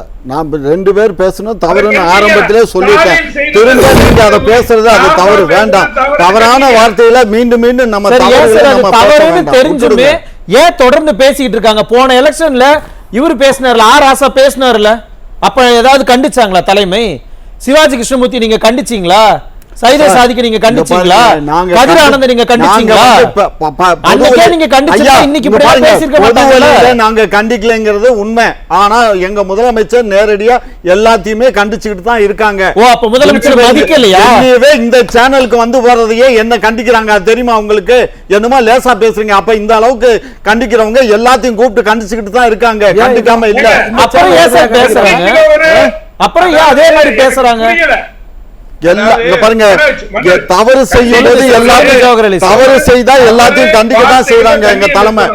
அவரே கண்ணிய குறைவாக, அவரே தரை குறைவாக, அவரே வந்து ஒரு கேட்கறதுக்கு காது கூசுற அளவுக்கு பேசும்போது மத்தவங்களுக்கு சொல்லியா கொடுக்கணும்? ஏங்க இன்னைக்கு உதயநிதி அது மாதிரி பேசுறாருங்க. ஏங்க என்ன உதயநிதி பேசுறாரு? ஏங்க தேர்தல் பரப்புரையில முன்ன பின்ன பேசுறாங்க, இத போய் எதுக்கு பெருசா எடுத்துக்கிறீங்க? தேர்தல் பரப்புரை தானே இது ரொம்ப பொதுக்கூட்டமா? இங்க முன்ன பின்ன பேசுறதோ அதை நீங்க நியாயப்படுத்துறதோ நியாயமே இல்ல. தேர்தல் பொதுக்கூட்டங்கள்ல இதெல்லாம் வந்து இப்ப எடப்பாடியார் ஐயா பேசுறதும் சரி, இவங்க பேசுறதும் சரி, தவறான வார்த்தைகள் தான். இது என்ன தவறான வார்த்தை சார்? அதிமுக பேசிட்டாங்க, மறுபடியும் நீங்க இதே தானே சொல்றீங்க. நீங்க உண்மையா ஃபேக்ட் என்னவோ நீங்க அதை பேசுங்க, நான் அதை அக்செப்ட் பண்ணிக்கிறேன். எதுவுமே ஃபேக்டே இல்லாம அவங்க தப்பா என்ன தப்பா பேசிட்டாங்க அதை சொல்லுங்க. இன்னைக்கு நீங்க சொல்றீங்க, சொல்லுவோம். ஒரு மணி நேரம் கூட எடுத்துக்கோங்க. என்ன தப்பா பேசல? ஒண்ணு சொல்லுங்க. என்ன தப்பா பேசல? என்ன தப்பா? ஒரே ஒரு விஷயம் தப்பா என்ன தப்பா பேசல? இல்ல நீங்க என்ன பேச இல்ல எனக்கு புரியல சார். அடிச்சு கூட கேட்பாங்க, அப்பவும் சொல்லிராதங்கறதுக்கு இருக்கு. அட என்ன இருக்குன்னு கேட்டா அத சொல்ல மாட்டேங்கிறீங்க. பேசுறதுக்கு நிறைய விஷயம் இருக்கு, நீங்க ஏன் இன்னும் பேசலன்றது தான் அவரோட கருத்து. அதானே அப்ப இன்னும் உங்களுடைய ஊடல எடுத்து அம்பலப்படுத்தணும்னு நினைக்கிறீங்க. பேச அவர்கிட்ட வச்சுக்கோங்க, என்கிட்ட வச்சுக்காதீங்க. பேச ஆரம்பிக்கணுமா? சும்மா இல்ல சார், இந்த எல்லாத்தையும் என்ன மிரட்டுறீங்க? நீங்க நெறியாளர் மிரட்டுறீங்க, அங்க என்னன்னா அதிமுக காரன் மிரட்டுறீங்க, இங்க என்னன்னா இன்னொரு கட்சிக்காரன் மிரட்டுறீங்க. என்னதான் நினைச்சுக்கிட்டு இருக்கீங்க நீங்க? உங்களுக்கு பெருமை நினைக்கிறவங்க சார். அதாவது நீங்க ஒரு 3 பேர், நீங்க ஒருத்தர் 4 பேர் சேர்ந்துக்கிட்டு எங்க கட்சியை பத்தி தவறா நீங்க சித்தரிக்கிறீங்க. அதுக்கு நான் பதில் சொன்னா உடனே நீங்க நியாயமான பதில் சொல்லுங்க, எல்லாருமே அக்செப்ட் பண்ணிப்பாங்க சார். ஏதாவது ஒண்ணு நீங்க என்ன சொன்னீங்க? எதிர்க்கட்சி தலைவர் பேச தப்பு, நீங்க ஏதாவது ஒண்ணு சொல்லுங்க. ஒண்ணு மட்டும் தப்பா பேசுறாருன்னு சொல்லுங்க. இப்ப வரைக்கும் நீங்க சொல்லவே இல்ல. என்ன சொல்ல? அப்படியே இவ்வளவு போய் பிரச்சாரம் தானே இதெல்லாம். ஏங்க நீட் தேர்வுக்கு என்ன சொன்னாரு? என்ன சொன்னா நீங்கள் சொல்லுங்க. நீட் தேர்வு யார் காலத்துல கொண்டு வரப்பட்டது? மேடம் என்ன சொல்றாங்க? மறுபடியும் இந்த கதையை எத்தனை வருஷம் 2019 மேடம் இருக்கும்போது அந்த அம்மா எக்ஸம்ஷன் வாங்குனாங்க, அதுக்கப்புறம் கையெழுத்து போட்டு நீட்டை கொண்டு வந்தது யாரு? எடப்பாடியார் தான் கொண்டு வந்தாரு. சூழல் சொரணை இதெல்லாம் தான் நாங்க சொல்லக்கூடிய நீட்டுக்கான ரகசியம் அப்படின்னு நான் சொல்லலங்க. சொல்லக்கூடாது. கொண்டுட்டு வந்தது யாரு? யார் ஆட்சியில வந்துச்சு? கழுவி ஊத்துறீங்க. காந்தி செல்வன் என்ன கொண்டு வந்தாரு? யார் கூட்டணியில இருந்தீங்க? யார் கூட்டணியில? சட்டமன்றத்துல நாங்க எக்ஸம்ஷன் வாங்கி தான் அவர் பேசினார்ல. நாங்க எக்ஸம்ஷன் தான் வாங்கி இருந்தோம். மேடம் சொன்னாங்க நாங்க எங்களுக்கு எக்ஸம்ஷன் தான் நாங்க கேட்டு தான். இங்க பாருங்க, தப்புன்னு சொல்லாதீங்க. ஒண்ணு தெரியாது. இங்க பாருங்க, நீங்க பழைய இதுல பார்லிமெண்ட்ல எடுத்து பாருங்க. நாங்க எங்க மாநிலத்துக்கு எக்ஸம்ஷன் வேணும்னு நாங்க ரெக்கார்ட் பண்ணிருக்கோம். அதனுடைய அடிப்படையில் தான் அந்த ஒரு ஆண்டுக்கு எக்ஸம்ஷன் வாங்குனாங்க. ஒரு விஷயத்தை, தப்பான விஷயத்தை, பொய்ய சத்தமா மறுபடியும் சொன்னீங்கன்னா அது உண்மையா மாறிடுமா? அப்படி எல்லாம் இல்ல சார். நீங்க பாருங்க, பார்லிமெண்ட்ல வந்து அந்த புத்தகத்துல இருக்கு சார். நாங்க தமிழ்நாட்டுக்கு எங்களுக்கு எக்ஸம்ஷன் வேணும்னு நாங்க கேட்டிருக்கோம். இல்ல இந்த பொய் பிரச்சாரத்துக்கு வாங்குனாங்க. மக்கள் உங்களை எல்லாம் உள்ளுக்குள்ளே வராதுன்னு சொல்லிட்டு இருக்காங்க. பாத்துக்க ராஜேஸ்வரி பிரியா மேடம். இப்ப என்னன்னா, திமுக ஒரு பக்கம் அவங்களுடைய கூட்டணி கட்சிக்காக அவங்களுக்காகவும் பிரச்சாரம் பண்றாங்க, அதிமுக இன்னொரு பக்கம் பண்றாங்க. இந்த ரெண்டையுமே மக்கள் பாக்குறாங்கல்ல. இந்த இரண்டு பிரச்சாரங்களின் மீதான கண்ணோட்டம் மக்களுக்கு எப்படி இருக்கு? அதாவது ஐயா வந்து பேசும்போது எனக்கே ஆச்சரியமாக இருக்குது. இந்த அளவுக்கு வந்து அரசியலில் வந்து இப்படியா பேச முடியுங்கிறது. ஏன்னா எல்லாரையுமே மிரட்டுறாரு. ஒரு பக்கம் அண்ணன் அவர்களையும் மிரட்டுறாரு, உங்களையும் மிரட்டுறாரு, அரங்கத்தையும் மிரட்டுற அளவுக்கு பேசுறாரு. இதுதான் திமுகவோட பாணியாக இருக்குது. நீங்கள் கேட்டதுக்கான விளக்கம் ஐயா ஒரு ஆளே எதிரொலிக்கிற மாதிரி இருக்குது. திமுக அப்படிங்கிறது வந்து அவங்க பிரச்சார முறையிலையுமே ஒரு அரசியல், ஒரு நாகரிகமான அரசியலை எடுத்துகிட்டு போவோம். நாம் ஆட்சியில் இருந்திருக்கோம், 38 MP நாம தான் இருந்திருக்கோம், இப்போ 3 வருஷமாக நாம தான் ஆட்சி செஞ்சுருக்கோம். அப்போ மக்களுக்கு என்னென்னலாம் நம்ம செஞ்சுருக்கோமோ அதை எடுத்துகிட்டு போய் நம்ம அதை சொன்னோம்னா போதும் அப்படிங்கிற மாதிரியான ஒரு போக்கு இல்லை. எங்கே போனாலும் எதிர்க்கட்சி தலைவர் அவர்களை பற்றி கிண்டலாக கேலியாக பேசுறது, தேவையில்லாத வார்த்தைகளை பயன்படுத்துறது, தரக்குறைவான அரசியல் எடுத்துட்டு போய் ஒரு கீழ்த்தரமான அரசியல் செய்து கொண்டிருக்கிறார்கள். இது மக்களுக்கு புரியுது, நல்லாவே புரியுது. இப்போ எதிர்க்கட்சி தலைவர் அவர்கள் பேசும்போது 40% விலைவாசி உயர்வு குறித்து பேசுறாங்க. அது மக்கள் பிரச்சனை. இப்போ மக்களை அணுக வேண்டும் அப்படிங்கிறத மக்கள் பிரச்சனை குறித்து மக்களுக்கு என்ன நிலை இருக்கோ அதை விளக்கி அவர்களுக்கு புரியும் வகையில் ஒரு அரசியலை எடுத்துட்டு போறது அதிமுகவோட பிரச்சார முறையாக இருக்கு.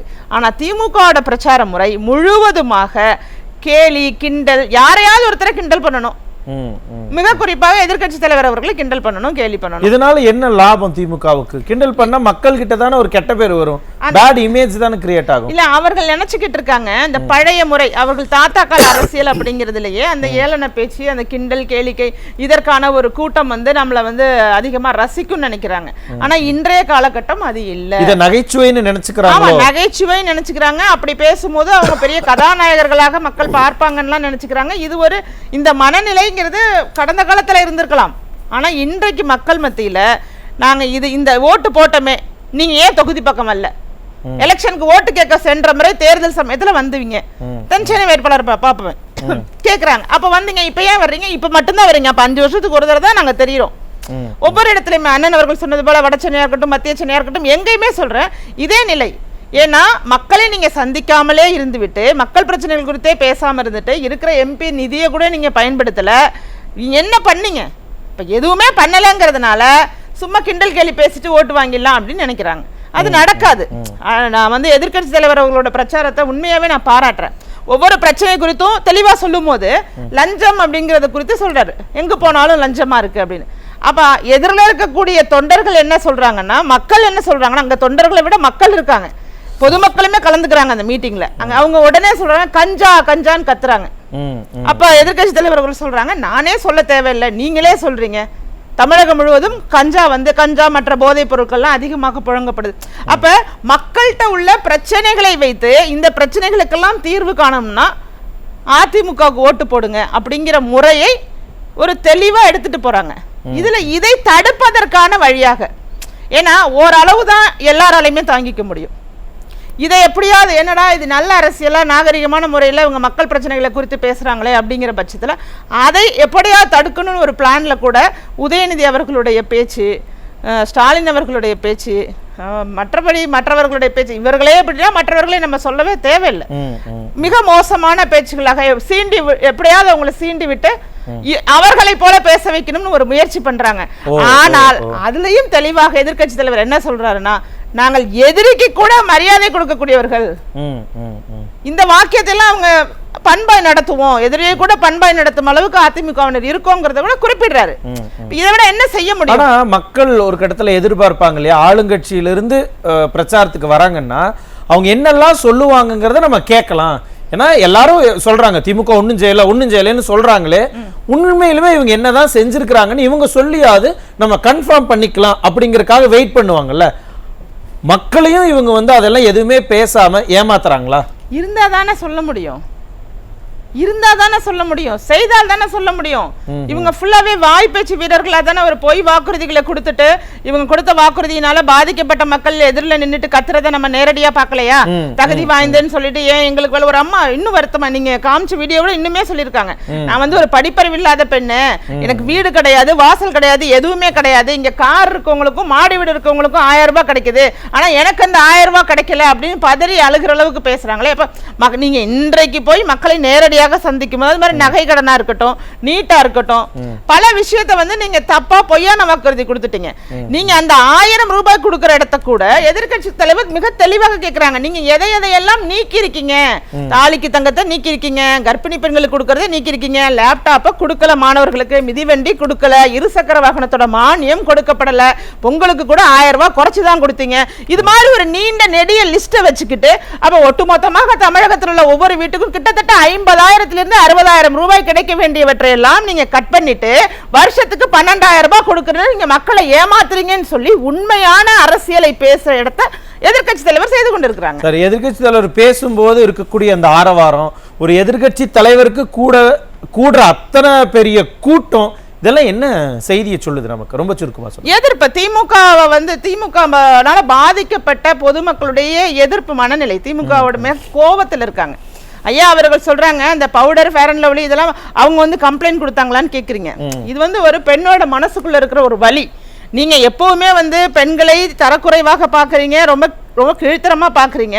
அதை நீங்க உங்க வாயாலையும் வெளிப்படுத்துறீங்க. அப்படிங்கும் போது எப்படி இருக்கும்? நம்ம வீட்டு பெண்கள் யாராவது ஒருவர் வந்து இது மாதிரி நான் இது மாதிரி இருக்கிறதுனால தான் நீ பவுடர் போட்டுட்டு வரியா அப்படின்னு ஒரு கேள்வி கேட்டா சும்மா விடுவோமா? சும்மா விட மாட்டோம்ல. அவருக்கே தெரியும். ஐயா சும்மா விடுவாரா? விட மாட்டாரு. அப்படி இருக்கும்போது எதிரில் நின்னது யாருன்னா முறை பொண்ணுங்கிறார். ஒரு புது கட்டுக்கதை. இது இன்னும் மோசமானது. அப்போ உங்களை சுற்றி முறை பெண்களை நிக்க வச்சுக்கிட்டு தான் நீங்க வந்து உலா வருவீங்களா? என்ன கதை இது? இது என்ன பேச்சு?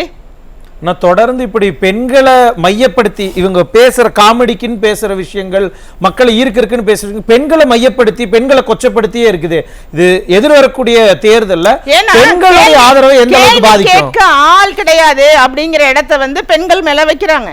ஏன்னா பெண்களை குறித்து பேசும்போது இங்க யாரும் கேட்க மாட்டாங்க. ஏன்னா அவர்களை பொறுத்த வரைக்கும் நீங்க குறிப்பிடுவது போல கனிமொழி அவர்கள் தான் ஒட்டுமொத்த தமிழக பெண்களோட பிரதிபலிப்பா பாக்குறாங்க. அந்த அம்மா வாயை திறக்கல. ஏன்னா இது மாதிரி இடத்துல கண்டிப்பாக அவங்க வாயை திறந்து பேசணும். ஏன் அவங்க பேசல? ஏன் அங்க இருக்கக்கூடிய பிற பெண் தலைவர்கள்லாம் யாருமே அங்க வாயை திறக்கல? கம்யூனிஸ்ட் மாதிரியான கட்சிகள்ல இருக்கக்கூடிய பெண்களும் வாய் திறக்கல. பாலபாரதி அவர்கள் போன்ற பெரிய பெரிய பெண்கள்லாம் இருக்காங்க, அவர்கள் யாருமே வாயை திறக்கல. அப்படி இருக்கும்போது ஏன் அவங்க வாயை திறக்கல? திமுக பார்த்து அவங்களும் பயந்துட்டாங்களா? அது தவறு இல்லைன்னு அவங்களுடைய கருத்தை கேட்காம நீங்களா அதுக்கு விளக்கம் கொடுக்க கூடாது. இது ரொம்ப தவறு. ஓசின்னு சொல்றதும் நான் மேடையில இருந்து பார்த்தேன். பலபலன்னு இருக்கீங்க. ஒரு ஆண் ஒரு அரசியல்வாதி, ஒரு எம்பியா இருக்கீங்க, கரண்டா எம்பியா இருக்கீங்க. அப்படி இருக்கும்போது நீங்க ஒரு நாகரிகமாக ஒரு இடத்துல இருந்து பேசும்போது ஒரு பெண்ணின் முகத்தை பற்றிய விளக்கம் எதற்காகன்னு கேக்குறேன். நீங்க அங்க ஏன் பெண்களோட முகத்தை பாக்குறீங்க? இதான் வேலையா? அப்ப வந்து நின்று உங்களோட கணவன்மார்களுக்கு எவ்வளவு கோவம் வரும், எவ்வளவு மரியாதை குறைவான மனசுக்குள்ள பேசுவாங்க. நான் சொல்ல விரும்பல. எவ்வளவு திமிரு இருந்தா என் பொண்டாட்டியோட முகத்தை பத்தி பேசிருப்பேன் நீங்க கேட்க மாட்டாங்க? தோணாது? இது மாதிரி நம்ம பேசணும்னா இது ஒரு பெரிய இதுல வருத்தம் இல்லைன்னு மட்டும் சொல்லாதீங்க.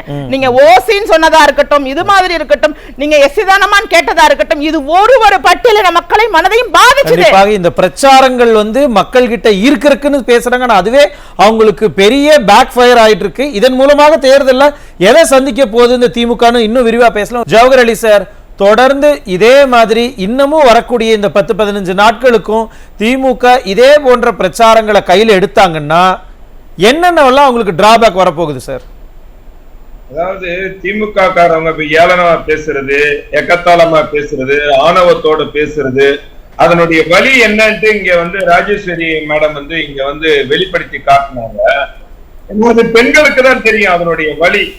ஆனா எங்களுடைய பொதுச் செயலாளர் எடப்பாடியார் அவர் வந்து வார்த்தைகளில் வந்து ஒரு வசீகரம் இருக்கு மக்கள் கிட்ட. அவர் பேச நீங்க எல்லாம் ரசிக்கிறாங்க. அந்த ஒரு பாமரன் பார்த்து படிச்சவனும் பார்த்து ரசிக்கக்கூடிய வகையில் அவருடைய பேச்சுக்கள் இருக்கு. இன்னும் ஒரு ஆணித்தரமான பல்வேறு குற்றச்சாட்டுகள் சொல்றாங்க. சார் ரொம்ப முக்கியம். இந்த தேர்தல் அவர் கேட்கிற கேள்விக்கு இவங்க எதுவுமே பதில் சொல்றதே இல்லை. இதுதான் உண்மை இருக்குது. என்னடா அவர் கேட்கறது என்ன சொன்னாங்க, நீங்க ஆட்சிக்கு வந்து இந்த 3 வருஷத்துல என்ன திட்டம் கொண்டு வந்தீங்க அப்படின்னா, நாங்க கொண்டு வந்த தாலிக்கு தங்கம், முதியோர் ஓய்வூதிய திட்டம், மாணவர்களுக்கு மடிக்கணினி, குடிபராமத்து எல்லா திட்டத்தையும் நிறுத்திட்டீங்களே. ஆனா 3.5 லட்சம் கோடி கடன் வாங்கியிருக்கீங்க. அப்ப நீங்க என்ன கொண்டு வந்திருக்கீங்க கேட்கிறாரு. இதெல்லாம் அது இன்னும் சொன்னோம்னா நாங்க கொண்டு வந்த நாங்க வந்து அந்த நிதியை வச்சு குடிபராமத்து, மெட்ரோ ட்ரெயின் 6 மாவட்டங்களை பிரிச்சோம், அத்திக்கடை அவிநாசி திட்டத்தை கொண்டு வந்தோம், மாணவர்களுக்கு 7.5% இடஒதுக்கீடு கொடுத்தோம், 11 மருத்துவக் கல்லூரிகளை கொண்டு வந்தோம், 7 சட்டக்கல்லூரிகளை கொண்டு வந்தோம், 108 கலைக்கல்லூரிகளை கொண்டு வந்தோம். இப்படி வரிசைப்படுத்துறாரு. இதுதான் ஒரு பேச்சு மக்கள் கிட்ட இதெல்லாம் பண்ணிருக்காரு அப்படின்ட்டு மக்களுக்கு தோணும். அதே சமயத்துல நீங்க என்ன இதை விட்டுட்டு ஏளனமா பேசுறது, மக்களை கிண்டல் பண்றது, உருவ கேலி பேசுறது, நாங்க வந்து கள்ள தூக்கி மீண்டும் பழைய ஸ்கிரிப்ட் தூக்கி மாதிரியே கள்ள தூக்கி காட்டுறது என்ன சார் இது? அதனால இந்த தேர்தல் காலத்தை பொறுத்த வரைக்கும் எங்களுடைய பொதுச் செயலாளர் பேச்சு வந்து மக்களிடம் நல்லபடியா எடுபட்டு இருக்குது. அதனுடைய தாக்கம் வர்ற 19ஆம் தேதி தெரிய போகுது.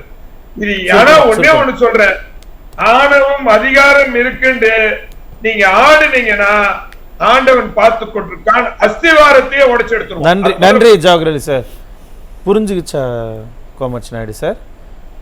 ஆணவம் அதிகாரத்துல வந்து நீங்க ரொம்ப ஓவரா போனீங்கன்னா ஆண்டவன் பார்த்துக்கிட்டு ஆண்டவன் அவர் சொல்றது மக்களை தான் அவங்கதான் கையில ஓட்டு போடணும். இங்க பாருங்க நாங்க வந்து தலக்கணம் பிடிச்ச ஆடல, நாங்க யதார்த்தமாவே நீங்க இப்படித்தான் மக்களின் தீர்ப்பே மகேசன் தீர்ப்புன்னு மக்களுக்காக. என்ன சார் தேர்தலுக்கு பிறகு சொல்ல வேண்டியதெல்லாம் இப்பவே சொல்லி பிராக்டிஸ் பண்ணிக்கிறீங்க போலயே.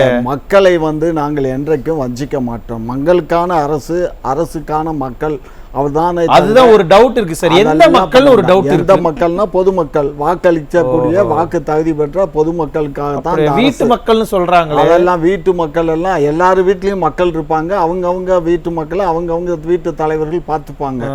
அதுக்கு நீங்க பையன், மருமகன், அது நீங்க அவங்க மனைவி, இந்த மாதிரி அவங்க பாத்துக்குவாங்க. அதுல நீங்க ஒன்னும் தலையை மூக்க நுழைக்க வேண்டாம். உங்க குடும்பத்தை நீங்க பாருங்க, எங்க குடும்பத்தை நாங்க பாக்குறோம். அதுல நீங்க ஒன்னும் தலை மூக்க நுழைச்சு. நீங்க மூக்க நுழைச்சிங்க.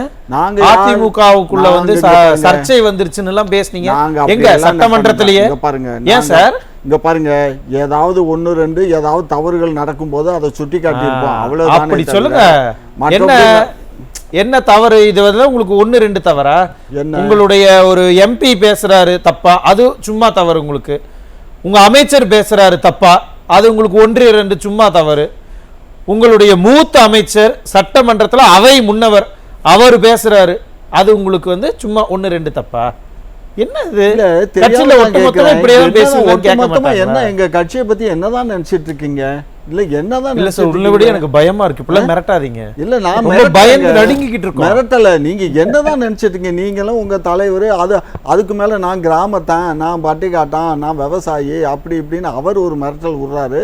நீங்க மிரட்டல் உண்மைதான் சொல்றேன். ஆமா நான் விவசாயி, நான் கிராமத்துக்காரன். மிரட்டி பாக்குறீங்களா? நான் என்ன இல்ல உங்களுக்கே அதெல்லாம் மிரட்டலா தெரியுது. எனக்கு புரியலையே. விவசாயின்னு சொன்னாலே மிரட்டலா இருக்கா? ஏன் விவசாயிகள் மேல எல்லாம் கேஸ் போட்டீங்களே, அதனால பயந்துக்கு பாணி எப்படி இருந்துச்சுங்கிறத கொஞ்சம் காது கொடுத்து கேட்டு பாருங்க. அவர் என்ன பாணியில பேசினாருன்னு. அந்த வீடியோ எல்லாம் என்னத்துல சேர்க்கிறது? அதெல்லாம் அது வேற. நீங்க பேசினா அது வேறு, இதெல்லாம் என்ன வேறு? அது கேமரா முன்னாடி பேசுறது இல்ல.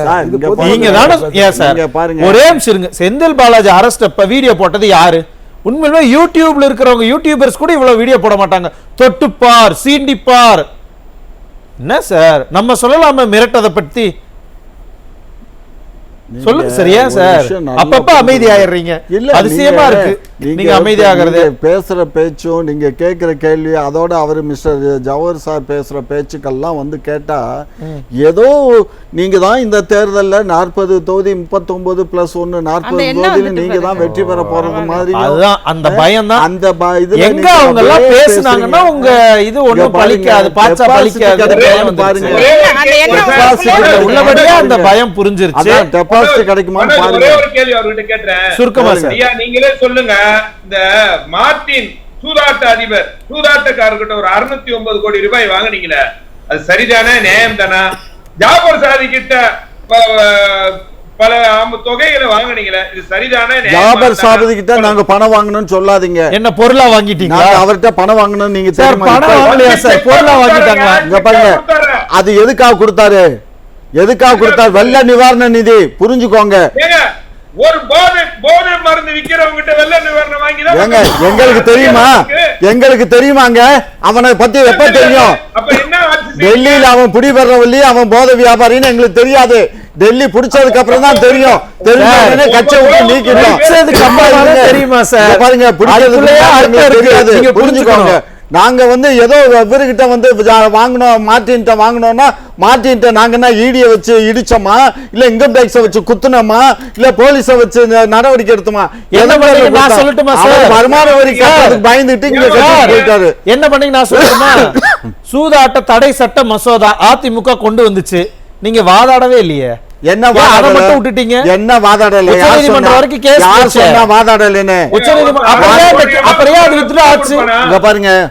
நான் வாதாடலன்னு சொல்லாதீங்க. சுப்ரீம் கோர்ட் அத வந்து மாதிரி என்னமோ பண்ணிட்டீங்க. ஆமா, நாங்க இந்த சிதம்பரத்துக்கு அம்மா காலத்துல ஒரு வழக்கறிஞரை வச்சு வாதாடி கடைசியில சிதம்பரம் தீட்சிதர்கள் சொன்னாங்க பாருங்க, அந்த மாதிரி நாங்க பண்ணல. சும்மா தப்பு சார்.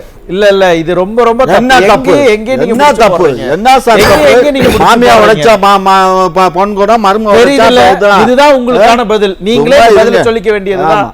நீட்டுக்கு என்னென்ன பேசுனீங்க, இப்ப நீங்க என்னென்ன பேசிக்கிட்டு இருக்கீங்க, மக்கள் எல்லாத்தையும் கவனிச்சிட்டு கவனிச்சுட்டு இருக்காங்க. பாருங்க செந்தில் பாலாஜி அவர்களை பற்றி முதல்வர் ஸ்டாலின் அவர்கள் முன்னாடி என்ன அவங்களுக்கும் பேசினாரு? தெரியும்ல, தெரியுதுல. வர இருங்க பேசுறாரு. ஏர்போர்ட் மூதி சார், ரொம்ப சுருக்கமா சொல்லுங்க. இந்த பிரச்சாரம் திமுகவினுடைய பிரச்சாரம், அதிமுகவினுடைய பிரச்சாரம், எது எடுபடும், எது மக்கள் கிட்ட அடிபடும்? சார் இவங்க தவறெல்லாம் வெளியே வருது தான் இந்த சவுண்ட் விடுறாங்க. இந்த சவுண்டை கேட்டு அடங்கி போயிடுவாங்கன்னு நினைச்சாங்க. ஆனால் சவுண்டுக்கு மேலே சவுண்ட் இன்னைக்கு எடப்பாடியார் ஆரம்பிச்சிட்டார். அவர் சொன்னார்ல, நானும் விவசாயி தான், நானும் விவசாயி தான் சொல்ல, நானும் விவசாயி தான்டான்றார். அப்ப என்ன அர்த்தம்?